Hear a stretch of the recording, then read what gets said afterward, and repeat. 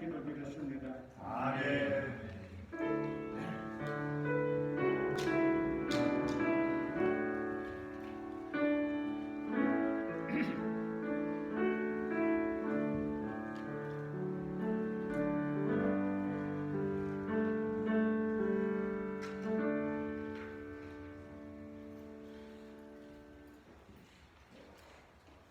이 시간 우리 말씀 성에 오신 여러분 모두를 주님의 이름으로 환영합니다. 전호자회에 계신 분에게 잘 오셨습니다. 환영합니다. 인사하시겠습니다. 잘 오셨습니다. 반갑습니다. 먼저 우리 말씀 먼저 읽고 이어서 준수 형제가 나와서 하나님께서 하나님의 찬양을 드리는 시간을 갖도록 하겠습니다. 성경 창세기 35장 1절부터 11절까지 말씀입니다. 창세기 35장 1절부터 11절까지 말씀. 우리 통역이 준비되어 있습니다. 혹시 통역기가 필요하신 분들 가지시면 되겠습니다. 혹시 없으신 분들 손을 들어서 그렇죠? 어떻게 해야 되죠? 영어로 얘기해야 되죠? 없으신 분들은 손으로 손 들어주세요 이랬는데 통역이 안 된다 그죠?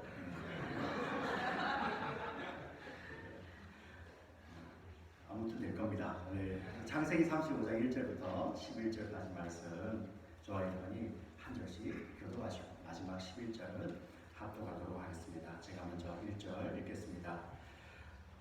하나님이 야곱에게 이르시되 일어나 베델로 올라가서 거기 거주하며 내가 내 형 에서의 낯을 피하여 도망하던 때에 내게 나타났던 하나님께 거기서 제단을 쌓아라 하신지라. 야곱이 이에 자기 친한 사람과 자기와 함께한 모든 자에게 이르되 너희 주인은 당신 상태를 모르고 당신을 떠나가고 너희의 이름을 바꾸어이다. 우리가 일어나 베델로 올라가자. 내 환난 날에 내게 응답하시며 내가 가는 길에서 나와 함께하신 하나님께 내가 거기서 제단을 쌓으려 하노라 하매 그들이 자기 손에 있는 모든 남은 상주와 자기 있는 기울들을 야곱에게 주는지라. 야곱이 그것을 세겜처 상수나 아래에 놓고 그들이 떠났으나 하나님이 그 사면 고울들로 크게 두려워하게 하셨으므로 야곱의 아들들을 추격하는 자가 없었더라. 야곱과 함께하는 모든 사람이 하나 땅을 그가 거기서 제단을 쌓고 그곳 이름을 엘베델이라 불렀으니 이는 그의 형의 낯을 피할 때에 하나님이 거기서 그에게 나타나셨음이더라.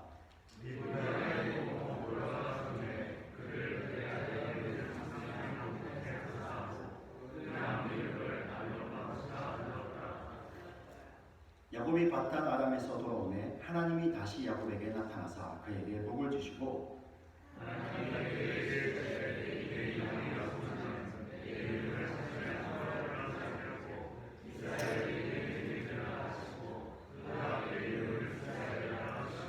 함께 읽습니다.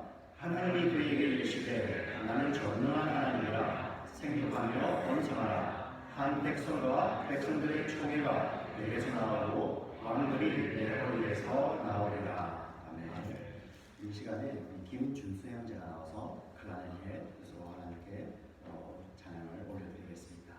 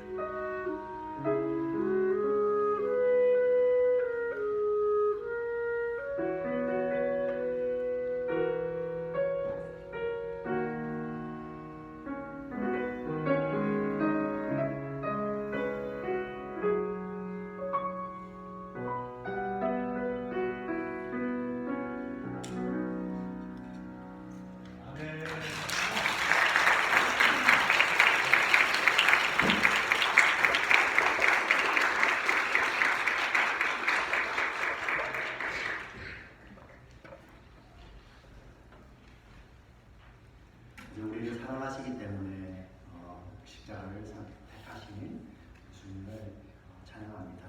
다시 한번 하나님께 영광의 박수를 올려드리겠습니다.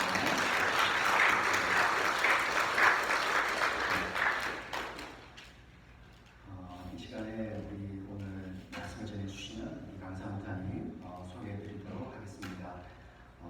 무엇보다도 먼저 소개해드리고 싶은 것은 주님을 너무나도 뜨겁게 사랑하시는 정말 주님을 사랑하는 분입니다. 그리고 주님을 사랑하시고 또 아울러서 영혼을 너무나도 사랑하시는 귀한 목사님이십니다. 우리 달라스 덴턴 한인침례교회에서 24년을 한 교회에서 사역을 하셨습니다. 달라스 덴턴 지역이 저희 탈라시 지역하고 조금 비슷합니다. 그때 UNT가 있고 또 많은 유학생들이 있고 또 한인 교포들이 있는 그곳입니다. 사우스웨스턴 세미나리를 졸업을 하시고 또 사우스웨스턴 세미나리에서 강의도 하시고 지금은 뉴올리언스 신학교와 또 골든게이트 신학교에서 이렇게 우리 부학들을 지금 가르치고 계십니다. 또 무엇보다도 지금 일찍 작년에 덴턴 한인침례교회를 은퇴를 하신 이유가 워낙 텍사스에서 사역이 많아지셔서요.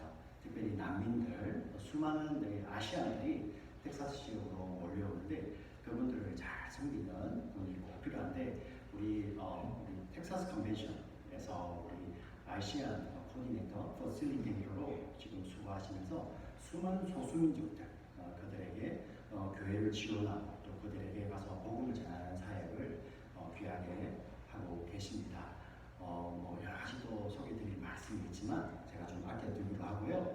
이 시간에 우리 김형민 목사님이십니다. 우리 오늘 달라스에서 이곳에 비행기로 오셨습니다. 그래서 여러분들 우리 목사님 모실 때 우리 이런 거 잘 안 하지만 그래도 오른손을 들어서 특별한 걸 한 번씩 하잖아요, 그죠? 우리 할렐루야로 우리 하겠으면 좋겠습니다. 할렐루야.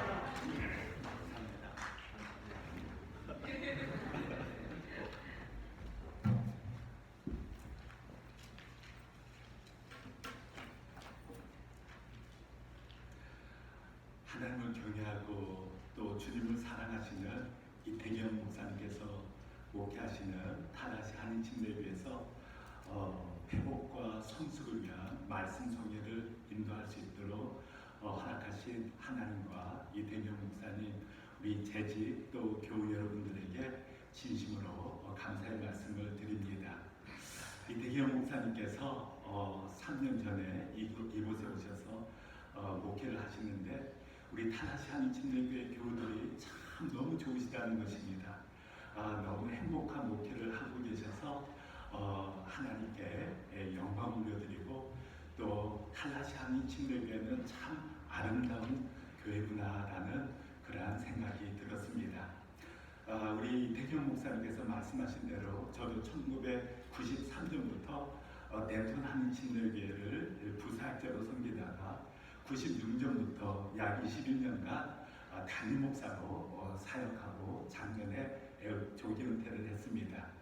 저희들도 유니버시티 오브 노스 텍사스 오먼즈 유니버시티 학생들이 주를 이루었기 때문에 매년 학생들이 오고 또 떠나고 하는 우리 탈라시 한인침례교회와 비슷한 사역을 제가 21년 했습니다. 많은 분들은 학생 사역 힘들지 않느냐라고 말씀을 하시는데 저 개인적으로는 이 세상에서 가장 행복한 그러한 목회자였다라고 말씀을 전합니다. 지금은 우리 텍사스에 있는 소수민족 교회들을 옆에서 지원하고 또 수련회, 전도대회, 한인침례교회 펠로십 그것을 옆에서 서포트해드리는 그러한 사역을 하고 있습니다. 이번 회복과 성숙을 위한 말씀송의 주제를 붐으로 잡아봤습니다. 붐, 리바이벌이라는 것은 침체되었던 내 영혼이 하나님의 말씀을 통해서 다시 살아나 세상으로 향하고 있던 내 삶을 다시 주님께 돌아가는, 주님을 바라보고 주님 안에서 살아가는 그러한 무브먼트라고 볼 수가 있습니다. 하나님께서는 다양한 시대에 다양한 사람을 통해서 또 다양한 방법으로 사용하셔서 놀라운 영적 각성을 일으키셨습니다. 제1차 영적 각성 운동 때는 조나단 에드워드, 조지 윌필드, 그 다음에 슈발 스탐프와 같은 말씀을 통해서 붐을 일으키게 하셨는데, 제2차 영적 각성 운동 그때는 하나님께서 캠퍼스 리바이벌, 디모디 드와이트 총장을 통해서 예일대 학생들에게 성경이 하나님의 말씀이다, 살아계신 하나님의 말씀이라고 설득하면서 영혼들을 변화시켜 나갔습니다. 1795년 당시 프랑스의 계몽주의 사상에 의해서 대부분의 대학생들이 하나님으로부터 떠나 있었습니다. 약 102명 정도 되었던 예일대 학생들 중에서 예수님을 믿고 있었던 학생이 2명밖에 되지 않았다고 합니다.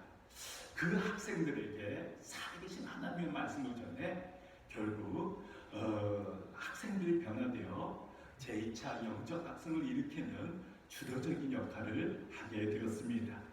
그리고 윌리엄스 칼리지 또 다른 캠퍼스에서는 학생들이 간증을 하면서 복음으로 임팩트를 주어 캠퍼스 리바이벌이 확산되어 나갑니다.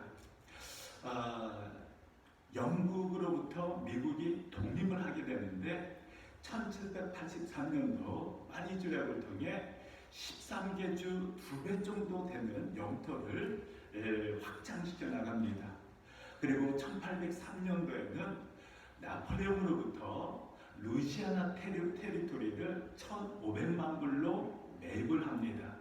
그래서 미국은 1803년에 이 콜로라도 또 요세민 지역까지 영토를 확장시켜 나가고 1845년도에는 텍사스, 1848년에는 오레곤, 캘리포니아까지 병합해 나갑니다. 그래서 서부로 이렇게 확장되어 나가는데 사역자가 없는 것입니다. 그래서 서부에 있던 사람들이 술과 도박으로 타락한 생활을 하고 있었는데, 그때 제2차 영적 각성을 하나님께서 일으켜 주셔서 캠프 미팅, 수련회를 통해 서부 쪽에 나가 있던 개척자들이 예수 그리스도를 믿고 돌아오는 놀라운 붐이 일어납니다.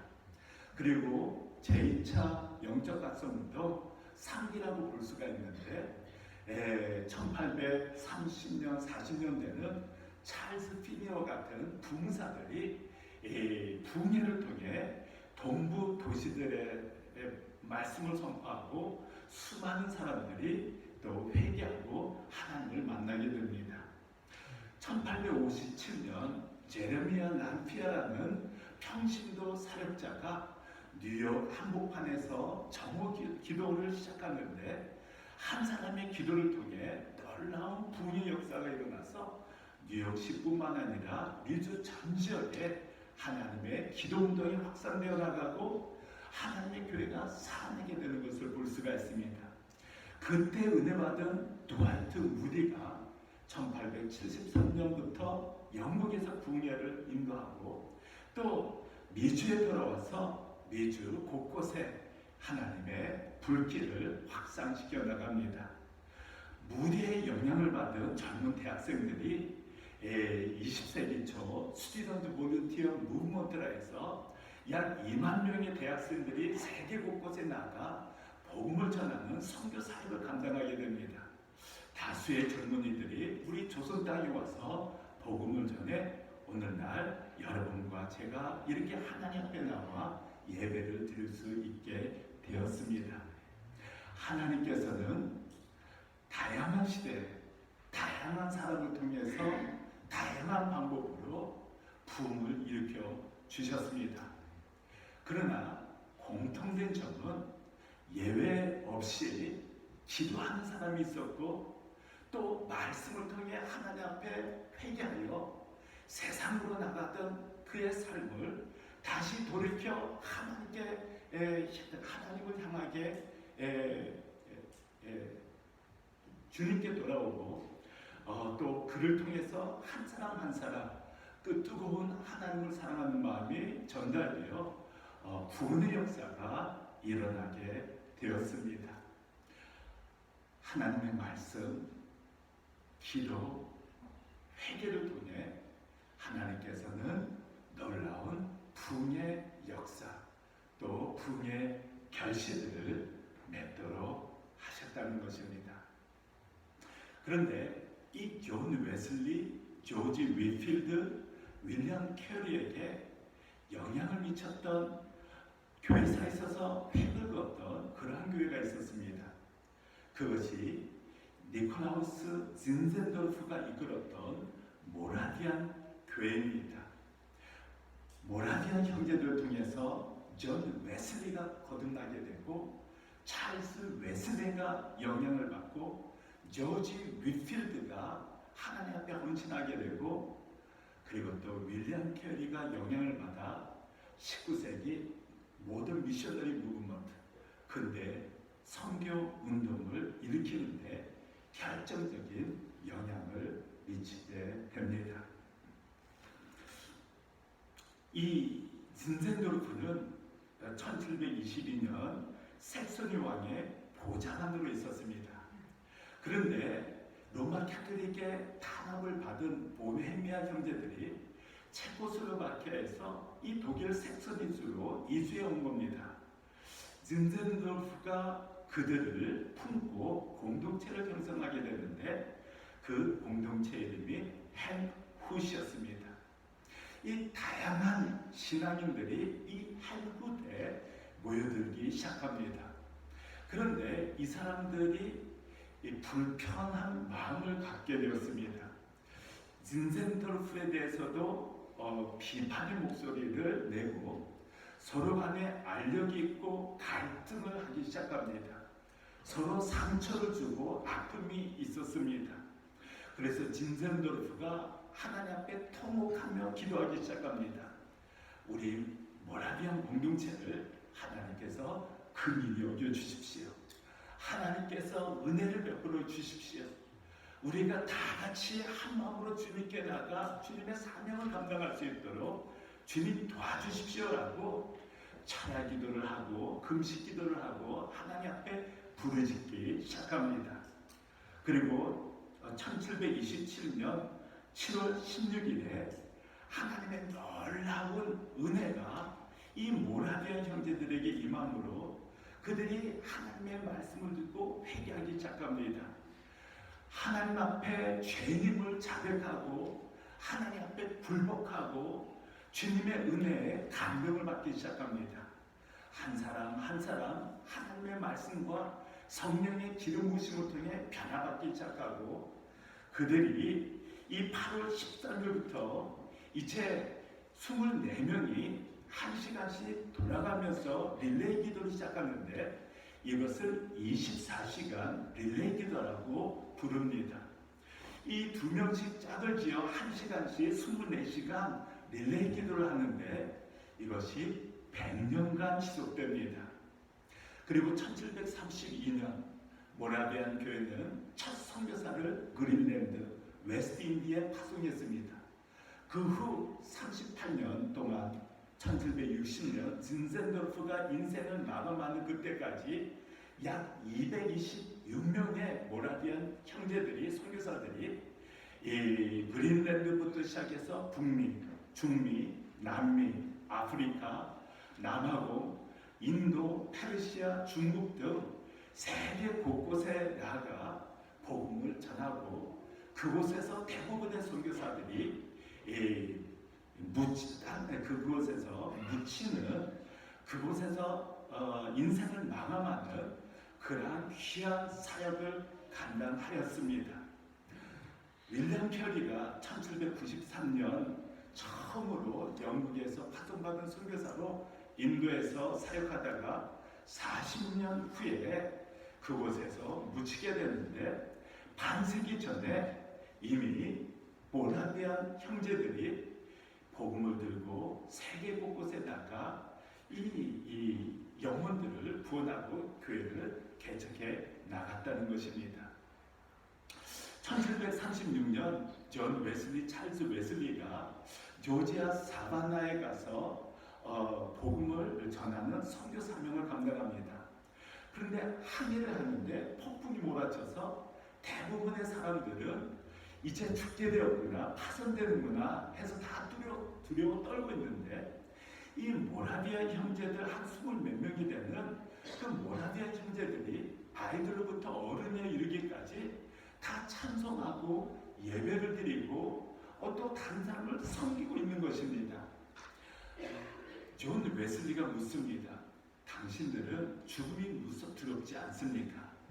그런데 어른들부터 시작해서 여인들도 그렇고 아이들도 두렵지 않다는 것입니다. 왜냐하면 죽으면 하늘나라에 간다는 확신이 있었기 때문에 그렇습니다. 존 웨슬리는 사바나에서 2년 동안 사역을 하는데 실패를 합니다. 그래서 찰스 웨슬리도, 존 웨슬리도 영국으로 다시 돌아오게 되는데, 이 1738년도 영국에서 피터 멜러 모라비안 선교사를 만나서 믿음으로 말미암아 구원을 받는다고 하는 성경 공부를 약 5개월 동안 하게 됩니다. 그리고 5월 8일 엘드스 게이트에서 이 존 웨슬리가 예수 그리스도의 구원의 확신을 갖게 되고, 이제 1739년 이 새해를 맞이하면서 차례 기도를 하는데, 존 웨슬리, 찰스 웨슬리, 조지 휘필드 등 옥스퍼드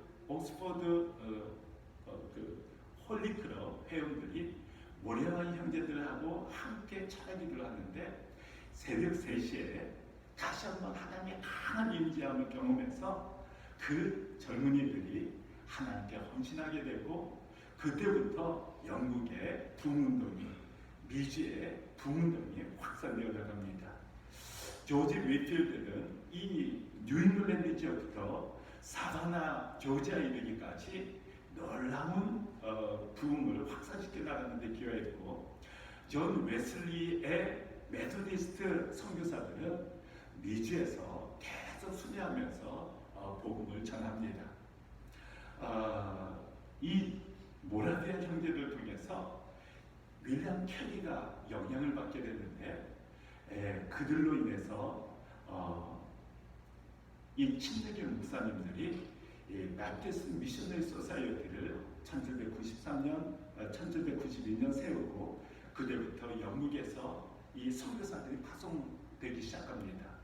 미주에서는 윌리엄 캐리의 영향을 받은 젊은이들이 1810년부터 세계 곳곳에 복음을 전하기 위해 목숨을 바치고, 또 선교지에서, 아프리카에서, 아시아에서 인생을 마감합니다. 제가 말씀드리고자 하는 것은, 다양한 시대에 하나님께서 붐을 일으키셨는데 거기에는 기도하는 사람들이 있었다는 것입니다. 예로 없이 간절히 기도하는 사람이 있었고, 복음이 선포되어졌을 때 성령의 감동하심으로 회개의 역사가 일어났다는 것입니다. 모라비아 형제들이 하나님 앞에 무릎을 꿇고 회개하기 시작했을 때, 존 웨슬리가 하나님의 말씀을 듣고 회개하기 시작했을 때, 하나님께서는 그들을 통해 놀라운 붐을 일으키게 하셨고, 또 선교에 놀라운 확산을 일으키셨다는 것입니다. 침례교회는 1740년도에 미국에 60개밖에 없었습니다. 그런데 제1차 영적각성을 통해서 1790년도 979교회로 성장을 합니다. 가장 작았던 침례교단이 1790년도에는 가장 큰 교단으로 부상하게 되었습니다.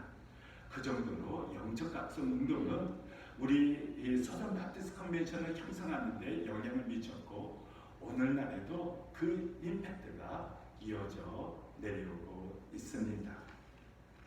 저는 여러분들에게 오늘 야곱을 통해서 우리 자신이 하나님 앞에 무릎을 꿇고 우리의 부족한 점, 우리의 죄악, 세상으로 나갔던 우리의 중심을 다시 한번 하나님께 돌이켜 우리 자신이 먼저 리바이벌, 하나님 앞에 회개함으로 다시 한번 살아나는, 영적으로 각성되어서 열정을 회복하고 무엇보다도 하나님을 사랑하는 마음이 회복되어지는 그러한 역사가 일어나면 좋겠다라는 생각으로 본문 말씀을 준비하게 되었습니다. 이삭에게는 두 아들이 있었습니다. 에서와 야곱. 사실 쌍둥이였지만은 에서는 남성다워서 헌팅을 좋아했습니다. 사냥을 좋아했습니다. 야곱은 내성적이라서 집에서 시간을 많이 보냅니다. 그런데 이 야곱은 욕심이 있었습니다. 하루는 형 에서가 사냥하고 돌아올 때 배가 고픕니다. 형이 팥죽을 좀 달라고 하는데 장자권을 제게 팔면 주겠다는 것입니다. 결국 팥죽으로 장자권을 앗아갔습니다. 아버지 이삭이 이제 나이가 많아 앞을 잘 보지 못합니다. 언제 죽을지 모르기 때문에 에서를 축복하고자 부릅니다. 사냥해서 진미를 만들고 와라. 내가 너에게 축복하겠다. 그런데 그 이야기를 들은 리브가가 야곱을 불러 형처럼 형의 옷을 입고 털을 붙여서 아버지로부터 하나님의 축복을 받으라고 합니다. 야곱은 아버지를 속입니다. 아버지가 내가 정말 에서냐? 그런데 제가 에서입니다. 내가 정말 형 에서냐? 그런데 거듭 에서라고 거짓말을 합니다. 그리고 형이 받아야 될 축복을 받지 않습니까? 형이 사냥하고 들어와서 그 이야기를 듣고 분개합니다. 이제 아버지가 곧 죽게 될 터인데 그 장례날이 바로 동생 야곱의 장례날이기도 하다. 내가 죽이겠다라고 다짐을 합니다. 그래서 이삭이 이 야곱을 외삼촌 라반이 있는 하란으로 피신을 시킵니다. 야곱은 두려웠을 겁니다. 형이 언제 쫓아와서 살해할지도 모르고, 그리고 앞으로 어떤 일이 전개될지 모르는 불안함도 있었을 것입니다. 그리고 아버지와 형을 속여 잠자고 축복을 빼앗은 것에 대한 죄책감도 있었을 것입니다. 허탈한 감정으로 또 외롭고 힘든 긴 여정을 이제 시작하게 되는데 베델이라는 곳에서 하나님께서 나타나시는 것입니다. 창세기 28장을 다 같이 보겠습니다. 창세기 28장입니다. 창세기 28장 13절에서 15절에 하나님께서 야곱에게 이렇게 약속하십니다. 다 같이 합독하겠습니다. 시작. 또 본즉 여호와께서 그 위에 서서 이르시되 나는 여호와니 너의 조부 아브라함의 하나님이요 이삭의 하나님이다. 내가 누워있는 땅을 내가 너와 내 자손에게 주리니 내 자손이 땅의 티끌같이 되어 내가 서쪽과 동쪽과 북쪽과 남쪽으로 퍼져나갈지며 땅의 모든 족속이 너와 내 자손으로 말미암아 복을 받으리라. 내가 너와 함께 있어 내가 어디로 가든지 너를 지키며 너를 이끌어 이 땅으로 돌아오게 할지라. 내가 내게 허락한 것을 다 이루기까지 너를 떠나지 아니하리라 하신지라. 아멘. 하나님께서 내가 있는 그곳 땅을 주겠다. 먼저 땅을 약속하십니다.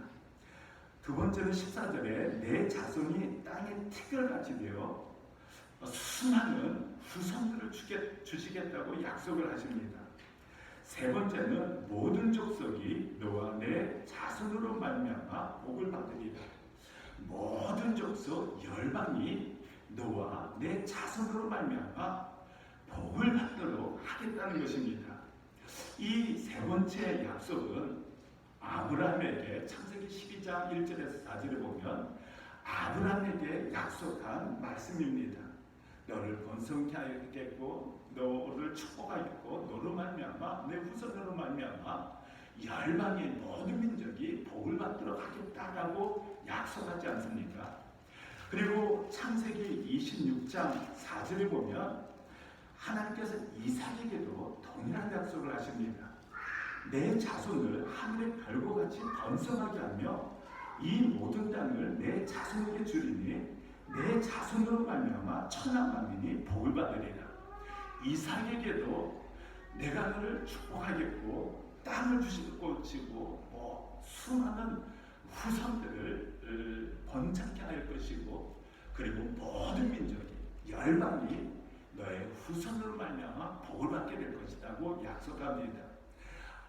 아브라함의 하나님, 이삭의 하나님이 아브라함과 이삭에게 약속한 것을 야곱에게도 동일하게 약속하시는 것입니다. 뿐만 아니라 내가 너와 함께 있어. 내가 너와 함께 할 것이다. 내가 하나님을 가지만 그곳에서도 함께 할 것이고 부욕해 할 것이고 다시 아버지의 집으로 돌아오도록 하겠다. 내가 너를 끝까지 지킬 것이고 함께 할 것이다 라고 언약을 체결합니다. 그때 야곱이 어떻게 답변을 합니까? 창세기 28장 19절에 보면은 그곳 이름을 베델이라 하였더라. 이 성의 옛 이름은 루스더라. 야곱이 서운하여 이르되 하나님이 나와 함께 계셔서 내가 가는 이 길에서 나를 지키시고 먹을 떡과 입을 옷을 주시어 내가 평안히 아버지 집으로 돌아가게 하시오면 여호와께서 나의 하나님이 되실 것이요 내가 기둥으로 세운 이 돌이 하나님의 집이 될 것이요 하나님께서 내게 주신 모든 것에서 10분의 1을 내가 반드시 하나님께 드리겠나이다. 야곱이 서운을 합니다. 하나님께서 나와 함께 하시고 부욕케 하시고 다시 이 땅으로 돌아오도록 인도하신다면 제가 당신을 내 하나님으로 섬기겠습니다. 그리고 이곳에 하나님의 집 성전을 세우겠습니다. 세 번째, 제가 하나님께서 허락하신 본인이 아니라 하나님께서 허락하신 소유의 10분의 1을 하나님께 드리겠습니다. 그것도 반드시 드리겠습니다. 이렇게 약속을 합니다. 그리고 20년이라는 세월이 흐릅니다. 20년 외삼촌 라반의 집에서 14년은 사라와 라헬을 위해서 6년은 가축들을 위해서 열심히 일합니다.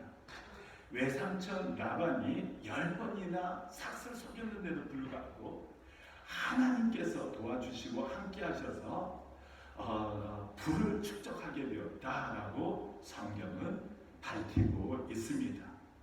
그리고 20년이 되었을 때 라반의 안색이 좋지 않습니다. 예전처럼 잘해주지 않습니다. 불편한 마음이 생긴 겁니다. 그리고 하나님께서 야곱에게 나타나셔서 다시 가나안으로 돌아가라. 기름을 부었던 베델로 가서 제단을 쌓으라고 명하십니다. 그래서 가족들을 데리고 수많은 가축을 거느리고 가나안 땅으로 돌아오지 않습니까? 그런데 그 소식을 접한 라반이 장정들을 거느리고 추격하기 시작합니다. 따라잡았을 때 사실은 그 가축을 다시 끌고 데려오려고 했습니다. 그런데 하나님께서 나타나셔서 아무 말 하지 말라고 명하셔서 야곱은 첫 번째 위기를 모면하게 됩니다. 하나님의 개입이 있었다는 것입니다. 그리고 야곱 강가에 도착했을 때 형 에서가 400명의 장정을 거느리고 야곱에게 당하고 있다는 소식을 듣게 됩니다. 성경은 야곱이 심히 두려워했다, 벌벌 떨었다라고 표현합니다. 그때 야곱이 하나님 앞에 기도하기 시작합니다. 간절히 통곡하면서 기도합니다. 어떻게 기도하냐면은 하나님께서 약속하시지 않았습니까? 이 땅으로 돌아오도록 불을 축적하도록 지켜주시겠다고 함께 해주시겠다고 약속하지 않았셨습니까? 형 에서로부터 저를 지켜주십시오라고 정말 밤새 기도합니다. 그리고 에서가 도착했을 때 에서 마음속에 있었던 증오 또 보복하겠다는 마음은 다 사라지고 오히려 야곱과 그 가족들을 넓은 가슴으로 환영하며 또 눈물을 흘리면서 포옹하는 장면이 성경에 묘사되어 있지 않습니까? 두 번째 위기를 야곱은 하나님의 도우심으로 피하게 되었습니다. 여러분 같으면 어디로 달려가겠습니까? 라반의 위기, 에서의 위기를 하나님께서 피하게 도와주시고 또 약속하신 대로 에서에게 잘 보이려고 헌납한 가축의 수가 550마리였습니다. 550마리를 형에게 줬다면 본인은 아마 수천 마리를 거느리고 있었을 겁니다. 가족들 또 엄청난 부를 축적하고 이제 베델 그리고 아버지께로 달려가야 되지 않습니까? 당연히 베델로 달려가서 하나님께서 약속을 지켜주셨습니다.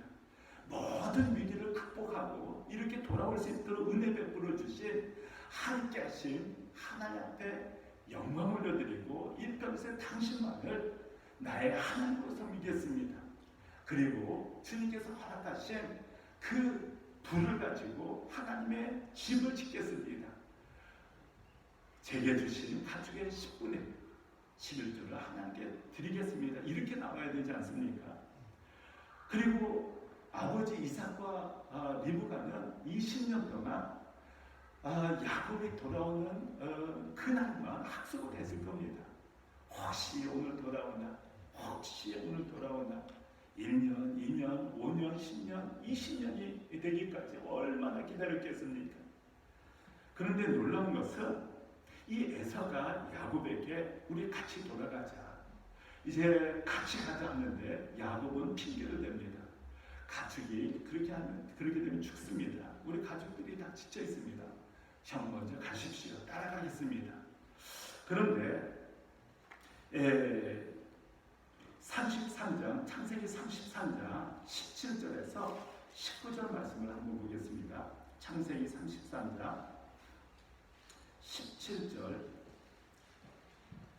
야곱은 숫곳에 이르러 자기를 위하여 집을 짓고 그의 가축을 위하여 우리간을 지었으므로 그 땅 이름을 숫곳이라 부르더라. 야곱이 밧다람에서부터 평안히 가나안 땅 세겜 성읍에 이르러 그 성읍 앞에 장막을 치고 그가 장막을 친 밭을 세겜의 아버지 하몰의 아들들의 손에서 베크시디에 샀으며 지금 다 곧바로 베델에 올라가서 하나님께 감사하고 찬송하고 예배를 드리고 약속을 지켜야 되는데 베델로 달려간 것이 아니라 학수고대하는 부모님께 돌아왔습니다. 아들이 돌아왔습니다. 제 아내 가족들입니다라고 부모님께 인사를 먼저 드려야 되지 않습니까? 그러나 성경은 야곱이 그렇게 하지 않았다고 되어 있습니다. 에서가 같이 가자고 했는데도 그것을 뿌리치고 어디로 갔냐면 이 숫곳에서 하나님을 위해서가 아니라 자기를 위하여 집을 짓고 그의 가축을 위하여 우리간을 지었으므로 그 다음에 세겜 성읍에로 그 땅을 구입했다 샀다고 되어 있습니다. 아니 곧바로 하나님께 나가고 부모님께 나가도 부족한 판에 숫곳에 자기들을 위해 집을 짓고 수천 마리의 가축을 위해서 얼마나 큰 우리간을 지었겠습니까? 그리고 땅을 매입합니다.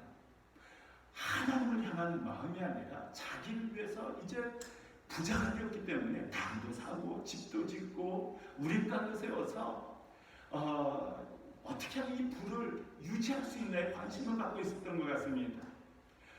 하나님의 은혜에 대만족하고 주님의 그 도우심을 다 잊고 이 세상에 마음이 있었다는 것을 성경은 밝히고 있습니다.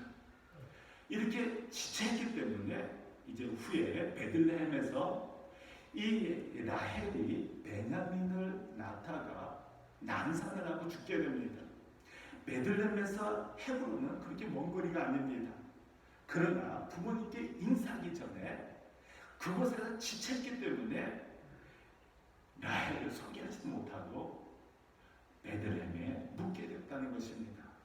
그리고 창세기 34장에 보면은 디나가, 유일한 딸 디나가 세겜 여인들을 보러 나갔다가 세겜에게 겁탈을 당하게 되어서 결국 그 분노를 참지 못해서 시몬과 레위가 그 세겜 족속들을 함정에 빠뜨려 몰살시킵니다. 야곱이 또 위기를 맞이합니다. 주위 족속들이 언제 칠지 모르는 그러한 절체절명의 위기 상황 가운데 놓이게 되었습니다. 34장 30절에 보면은 야곱이 정말 두려워했다. 이제 어떻게 하면 좋겠느냐라고 34장 30절에 적혀 있습니다. 그때 하나님께서 다시 야곱에게 나타난 말씀이 내용이 오늘 본문 말씀 창세기 35장입니다. 그렇게 배은망덕하고 하나님의 도우심, 하나님께서 함께 하신 그 은혜를 망각하고 이 세상의 부에 마음이 뺏긴 이 야곱을 꾸짖고 저 같으면 했었을 텐데 하나님께서는 다시 나타나서 일어나 베델로 올라가서 거기 거주하며 내가 내 형 에서의 낯을 피하여 도망하던 때에 내게 나타났던 하나님께 거기서 재단을 쌓아라는 것입니다. 내가 외롭고 지쳐있고 두려워하고 불안했던 그때에 내 형 에서가 추격해올까봐 그 형의 낯을 피해 도망하던 그 베델에서 내가 나타나 약속하지 않았느냐, 그리고 내가 지키지 않았느냐, 그 하나님의 신실하심을 다시 기억하고 그 베델에서 제사를 드려라, 하나님을 송축하고 하나님 앞에 예배를 드리라, 이렇게 주님께서 은혜를 또 말씀을 하시는 것입니다. 그때 야곱이 가족들에게 말합니다. 너희 중에 있는 이방 신상들을 버리고 자신을 정결하게 하고 너희들의 의복을 받고 입으라. 우리가 일어나 베델로 올라가자. 내 환난 날에 내게 응답하시며 내가 가는 길에서 나와 함께 하신 하나님께 내가 거기서 제단을 쌓으려 하노라. 야곱이 어떻게 하나님 앞에 다시 나갔습니까? 첫째는 우상 신상을 다 버리라. 그리고 상수리 나무 밑에 묻습니다. 두 번째는 정결하게 하라. 세 번째는 옷을 갈아입으라라고 말했습니다. 여러분과 저도 주님께서 만나주신 하나님을 만난 그 첫사랑, 그러한 기억이 있지 않습니까? 내가 이 세상에서 정말 방탕하게 죄악 가운데 살았었는데, 죄인이었는데 이 만물을 창조하신 하나님을 만나게 된 그 첫사랑, 그 감격, 그 은혜, 내가 죽을 수밖에 없었는데, 영원히 지옥에 떨어질 수밖에 없었는데 하나님께서 이 땅에 오셔서 나를 위해 대신 십자가 못 박혀 죽으시고 피 흘려 죽으심으로 말미암아 내 죄를 사해 주시고 나를 하나님의 자녀 삼아 주셔서 뿐만 아니라 하나님의 영광스러운 사역을 위해 불러주신 그 하나님의 은혜를 깊이 체험해서 눈물을 흘리고 일평생 주님을 위해서 살겠다고 결단한 그 하나님을 만난 첫사랑의 경험이 있지 않으십니까? 그런데 저도 그렇고 아마 여러분 중에 많은 분들이 나도 야곱과 같다 하는 생각 혹시 하시지 않습니까?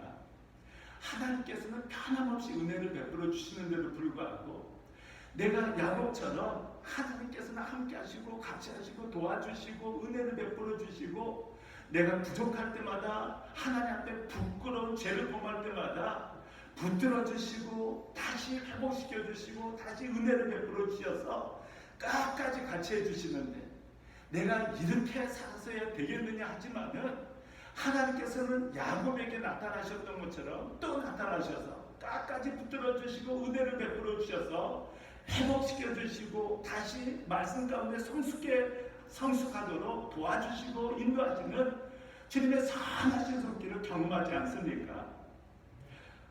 그럼에도 불구하고 때로는 자기 자신이 하나님부터 멀어져 있는 것을 깨닫지 못할 때가 있습니다. 계시록 3장에 보면은 라우디아가 교회에 대해서 하나님께서 꼬집는 내용이 언급되어 있습니다. 내가 뜨겁든지 차갑든지 해야 되는데 미지근하다는 것입니다. 내가 부유하다고 생각하는데 아름답다고 생각하는데 부족함이 없다고 생각하는데 내 영적인 눈을 떠야 된다. 정말 내가 벌거벗은 하나님 앞에 수치스러운 모습으로 서 있다는 것을 내 눈을 뜨게 하여 알게 하고 깨닫게 하여 아름다운 거룩한 옷을 사서 입어라. 연단한 금을 사서 너를 정결케 하고 하나님 앞에 온전하게 하라. 내가 온전하다, 부족함이 없다, 부유하다, 하나님 앞에 선하다 그렇게 생각하는데 실상을 알아라. 내가 어떻게 해서 그렇게 미지근하게 세상과 결탁하면서 타협하면서 크리스천이라고 생각하지만 크리스천다운 삶을 살지 못하고 하나님께 예배를 드리지만은 우상을 숭배하고 어떻게 하나님부터 그렇게 멀리 흘러내려가는 자기 자신의 실제를 보지 못하고 만족하고 신앙생활을 하고 있느냐. 또 2장에는 에베소 교회는 열심히 있었습니다. 인내했습니다. 하나님의 말씀을 붙들고 가르치고 지킨 그러한 교회였습니다. 그러나 딱 한 가지 지적을 받지 않습니까? 첫사랑을 잊어버렸다는 겁니다. 다시 첫사랑을 회복하라. 그렇지 않으면 푯대를 옮기겠다고까지 말씀하십니다. 아니, 열심히 하고 인내하고 또 거짓된 선지자 다 찾아내고 하나님의 말씀 붙들고 열심을 내어서 신앙생활하는데 봉사하고 예배드리고 사역하고 선교하고 열심을 내어 하나님을 향해 달려가고 있는데 푯대를 옮기시겠다고까지 말씀하십니다. 하나님을 사랑하는 그 첫사랑이 그 정도로 중요하다는 것입니다. 왜 그렇습니까? 예수님께서 가장 큰 계명, 중요한 계명, The Greatest Commandment가 바로 내가 마음을 다해 목숨을 다해 뜻을 다해 내 하나님을 사랑하라는 것이지 않습니까?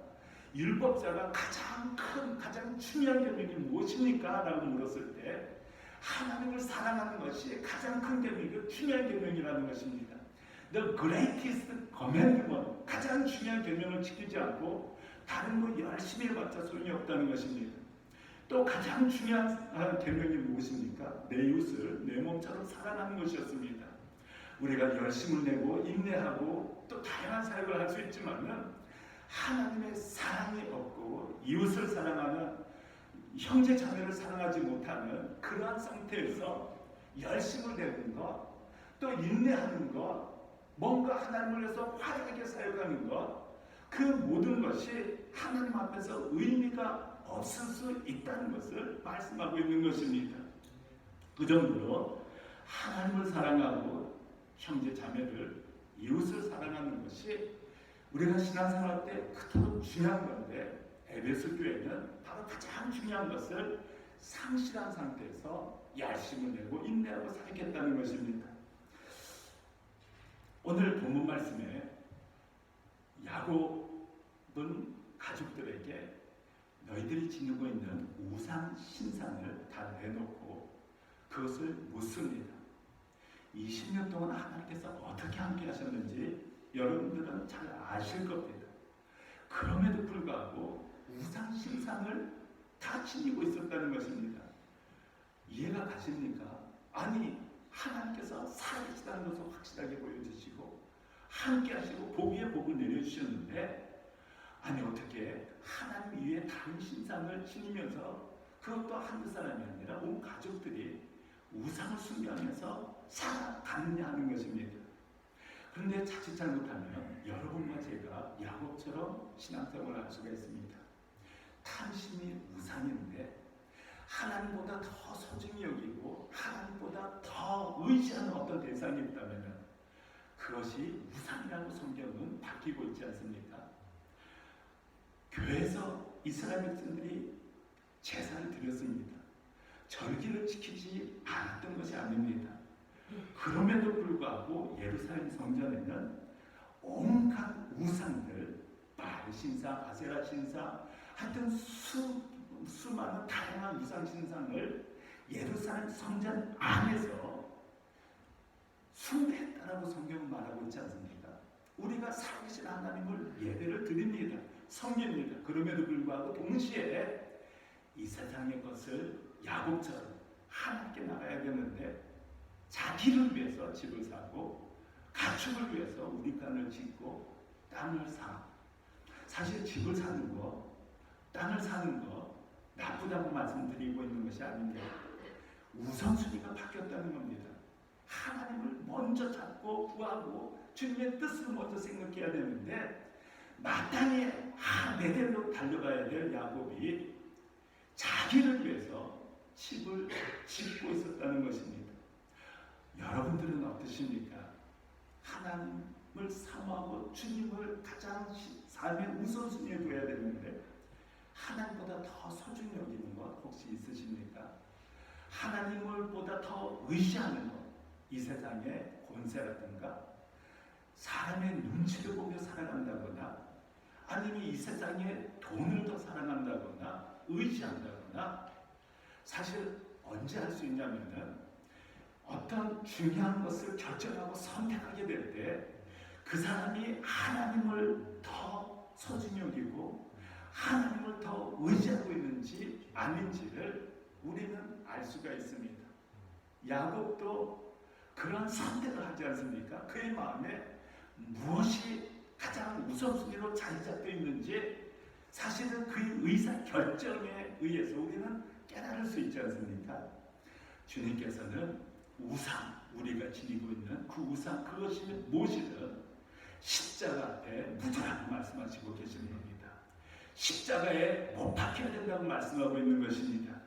내가 그리스도 함께 십자가에 못 박혀 이제 내가 사는 것이 아니라 오직 내 안에 살아계신 주님이 사시는 것이고 주님을 위해 사는 것이고 주님을 의지해서 사는 것이고 예수 그리스도가 나의 목적이요 내가 사는 이유가 되어야 된다라고 말씀하고 있는 것입니다. 그리고 나를 지극히 큰 사랑으로 사랑하셔서 하나님의 아들이 이 땅에 오셔서 자기 몸을 버리시기까지 하시지 않았습니까?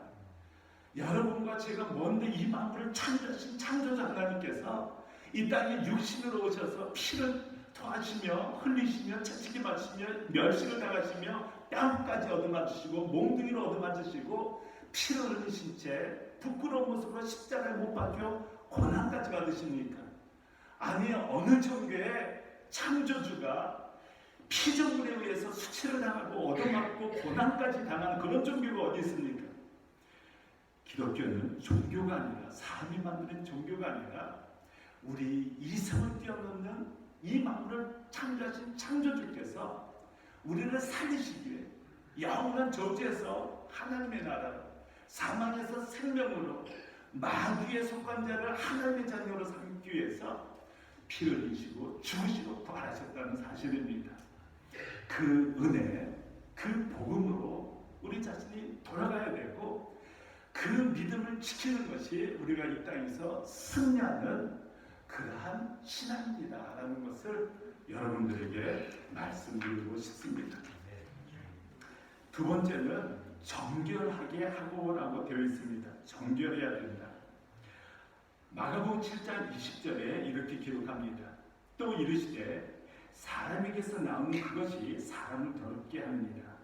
속에서 곧 사람의 마음에서 나오는 것은 악한 생각, 곧 음란과 도둑질과 살인과 간음과 탐욕과 악독과 속임과 음탕과 질투와 비방과 교만과 우매함이라고 말씀하십니다. 예수님께서 사람을 더럽게 하는 것은 바로 우리의 마음과 생각인데 그 악한 생각, 악한 마음이 우리를 더럽게 하고 그 마음에 쌓인 것을 자연스럽게 우리가 말하게 되는데 그것이 우리를 더럽게 만든다 이렇게 말합니다. 그렇지 않습니까? 우리가 평소 무엇을 생각하고 마음에 품느냐 거기에 따라 우리의 말, 언어 또 행실도 결정됩니다. 생각은 사랑하고 섬기고자 하는데 막 욕하고 때리고 그런 사람이 있습니까? 없지 않습니까? 우리가 평소에 생각하고 마음에 품는 것을 자연스럽게 말하게 되고 행동으로 옮기게 된다는 것입니다. 우리가 하나님을 사랑하고 하나님의 말씀을 붙들고 살게 되면은 자연스럽게 만나는 사람마다 그러한 은혜로 하나님의 말씀을 전하게 되고 또 자연스럽게 빛을 발하여 섬기게 되고 복음의 열매를 맺게 된다는 것입니다. 우리가 구원을 받았는데도 하나님의 은혜를 체험했는데도 불구하고 이러한 육체의 소욕을 따라 살아가게 되면 갈라디아서 5장 17절에는 이 육체의 소욕은 성령을 거스리고 성령의 소욕은 육체를 거스리나니 이 둘이 서로 대적함으로 너희의 원하는 것을 하지 못하게 하려 합니다. 우리가 하나님의 사명을 감당하고 주님의 사역을 충성스럽게 감당하기를 원하고 성령의 아름다운 열매를 맺기를 원하는데 이 육체의 소욕이 그것을 막는다는 것입니다.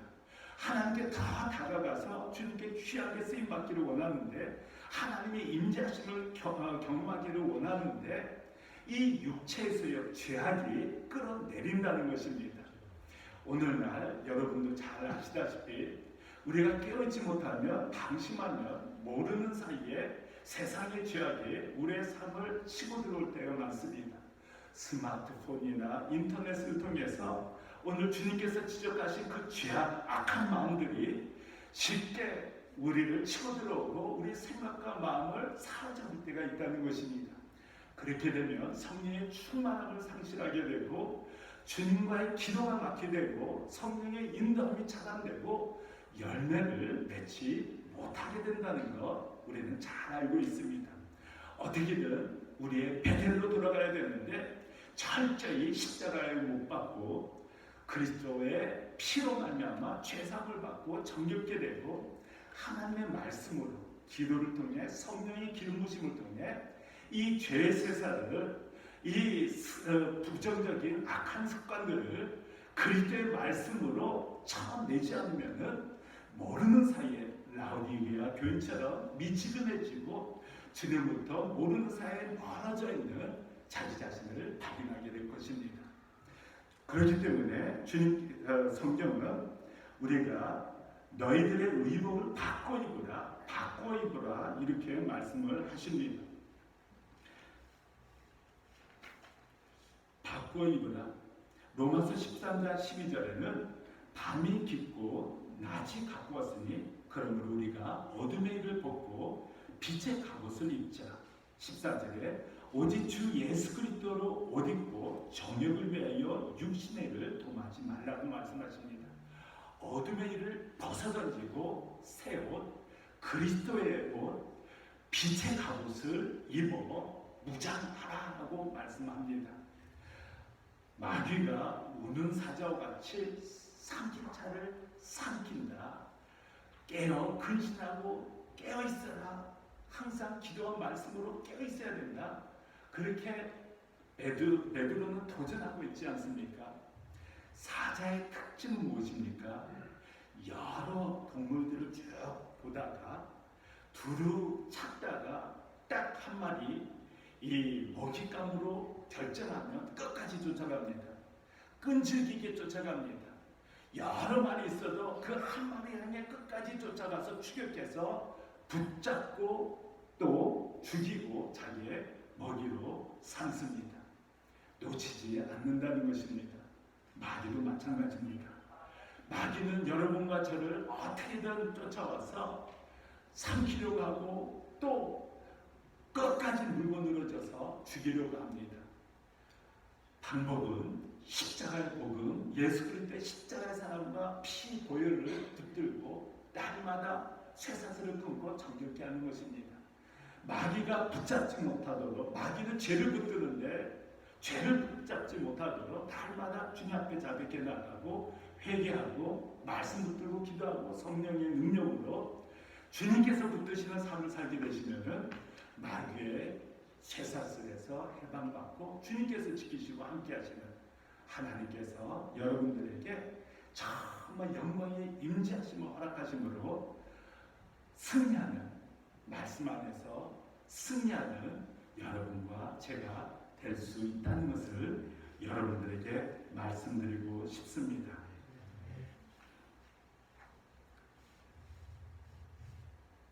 오늘 본문 말씀 제가 나누는 말씀을 기억하시면 좋겠습니다.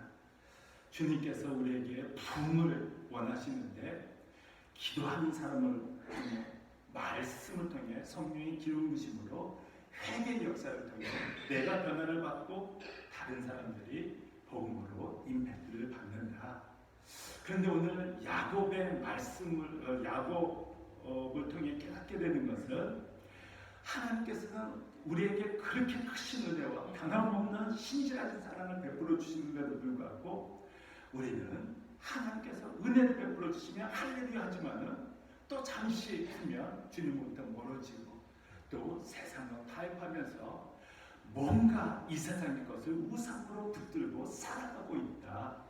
그것을 십자가 앞에 내려놓고 철저히 그리스도 함께 십자가에 못 박혀 죽을 때 내 자신의 자아가 철저히 못 박혀 죽을 때 그리스도께서 사시게 되고 그리스도께서 나 인생을 주관하시게 된다. 우리가 그것을 위해서 우상을 묻을 뿐만 아니라 어둠의 일을 벗어버리기 위해 죄를 회개하고 그리스도의 옷, 빛의 갑옷을 입고 말씀과 또 기도로 성령의 능력으로 십자가의 복음을 외치면서 승리해 나가야 된다. 주님께서 끝까지 야곱과 함께 하셨던 것처럼 끝까지 함께 하시는데 주님의 은혜에 배은박덕한 인생이 아니라 감사하면서 승리하면서 아름다운 열매 맺는 그런 부흥을 경험한 첫사랑을 경험한 여러분과 저답게 그렇게 나머지 인생을 살아가게 되시기를 우리 주 예수 그리스도 이름으로 간절히 축원합니다. 우리 시간 하나님 앞에 기도 올리겠습니다. 하나님 앞에 기도 올리실 때 주님 제가 야곱과 같습니다.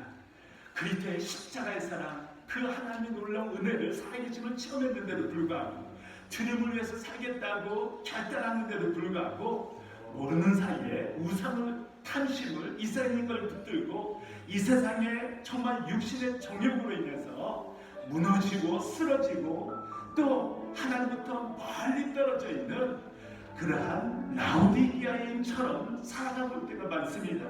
주님 이 시간 하나님 앞에 살아계신 하나님 앞에 은혜 하나님 앞에 신실한 하나님 앞에 무릎을 꿇고 회개하며 나가겠사오니 주님께서 보배로운 피로 정결케 하여 주시옵소서. 나의 더럽고 흉악한 죄를 주님께서 깨끗게 하여 주시옵소서. 하나님의 말씀으로 다시 무장시켜 주셔서 빛의 타고 예수 그리스도의 옷을 입고 하나님을 찬송하며 기도하며 전진해 나가는 복음을 외치며 빛의 삶으로 많은 사람들에게 선한 영향을 미치는 크리스찬 빛의 자녀다운 그런 모습으로 살아갈 수 있도록 하나님 도와주십시오. 연약한 제 심령을 붙들어 주시옵소서. 성령으로 붙들어 주십시오라고 우리 다 같이 합심해서 기도하겠습니다. 살아계신 하나님 아버지 이 시간 주님 앞에 기도합니다. 나의 죄악을 용서하여 주시옵소서. 주님으로부터 멀어져 있는 나의 악함을 주님께서 회복시켜 주시옵소서. 다시 한번 하나님 앞에 일어나 주님 제 베델로 달려가기를 원합니다. 하나님 아버지 주님께 다시 돌아가기를 원합니다. 하나님 기도하는 사람들에게 도와주시고 말씀을 들고 회개하며 첫사랑을 회복해 나가기를 원합니다. 주님의 얼굴을 구하기를 원합니다. 다시 한번 하나님을 찾고 주님과 동행하기를 원합니다. 성령 하나님께서 이 시간 붙들어 주셔서 성령께서 주님을 주시옵소서.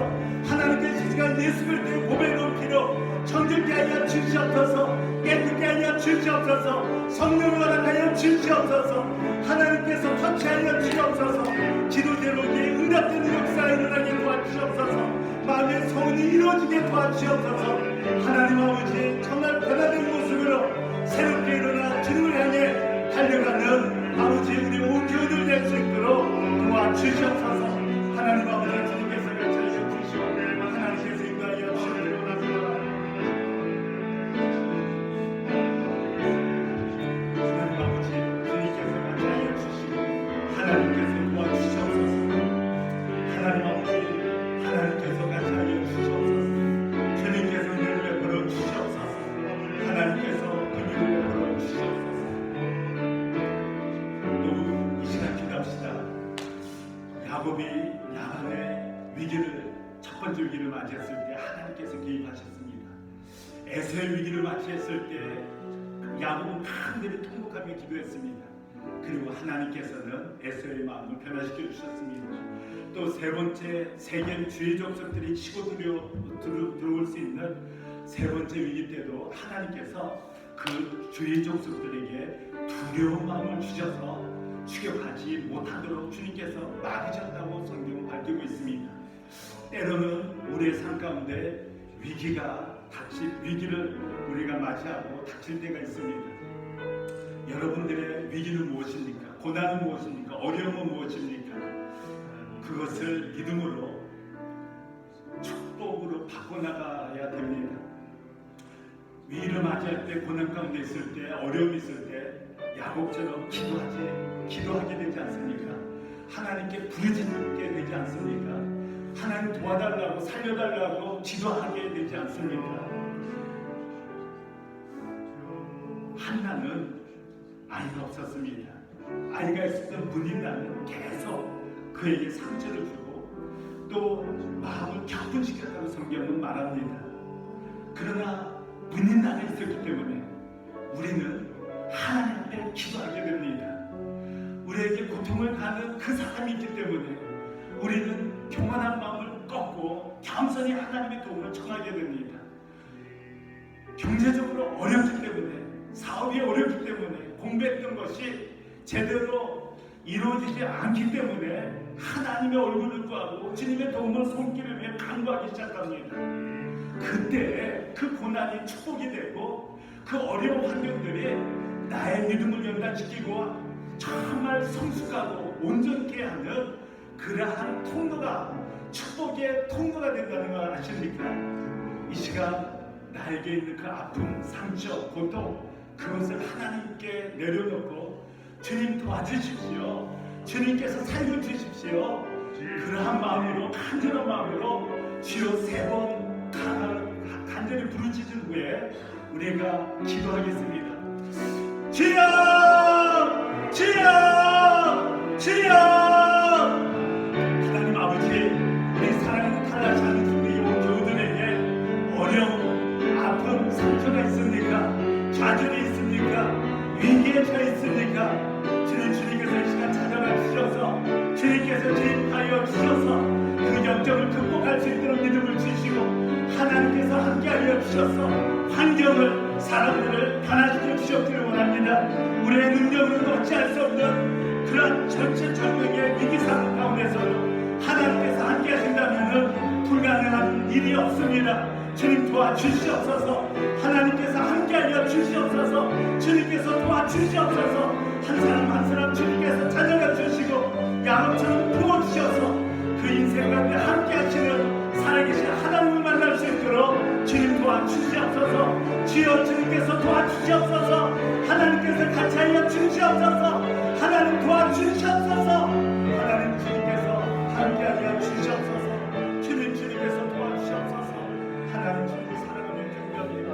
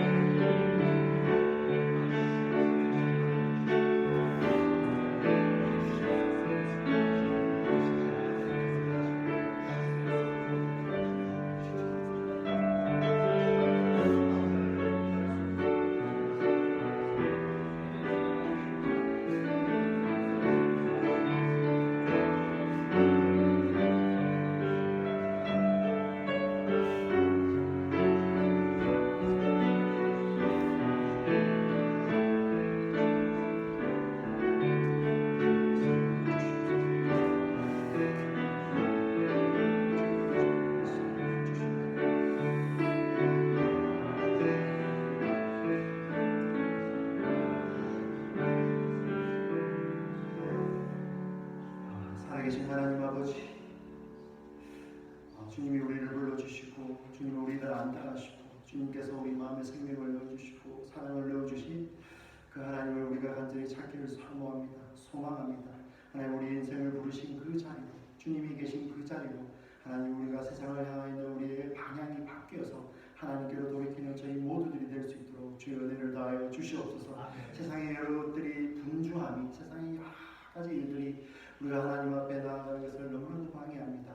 오늘 주의 말씀을 들어오는 길에 하나님 너무나도 많은 방해들이 있습니다. 세상에서 생겨나는 모든 일들이 우리가 주님을 찾고 주님을 만나고 주님을 경험하는데 하나님 그것들이 막았을 때가 참 많음을 고백합니다. 하나님 저희들 분별하게 하여 주시고 그때마다 하나님 우리 마음 가운데 주께서 정한 마음을 창조하시고 정직한 영들을 새롭게 하셔서 오직 하나님만을 찾고 하나님 구원이, 생명이, 소망이 오직 하나님만 있음을 고백하며 주님께로 돌아서는 저희들 되게 하여 주시옵소서. 하나님 정말 야곱과 같은 우리 인생 주님 앞에 다시 한번 고백합니다. 옷을 바꿔 입고 너희 마음을 정하게 하고 너희가 갖고 있는 우상을 묻어버리고 나의 여호와를 찾으라 말씀하시는 하나님 앞에 그 음성 앞에 저희들 돌이킬 수 있는 저희들 되게 하여 주시옵소서. 하나님 저희들 정말 저희들 돌아보길 원합니다. 저희들 정말 우리가 부자라고 생각하고 우리가 정말 행복하다 생각하고 우리가 부유하다 생각하는 라오디게아 교회처럼 하나님 착하고 살지는 않습니까? 하나님 우리가 정말 이 땅에서 잘 정착해서 미국에 살기 때문에 하나님 우리가 바로 산다고 생각하고 있지는 않은지 저희들 한번 다시 한번 말씀에 비춰보는 저희들 되게 하여 주시고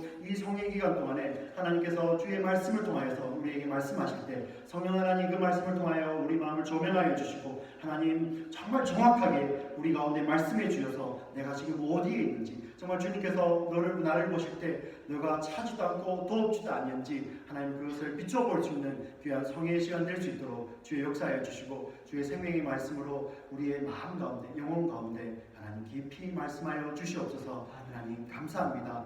살아계신 예수님의 이름으로 기도합니다. 아멘. 우리 함께 찬송하시겠습니다.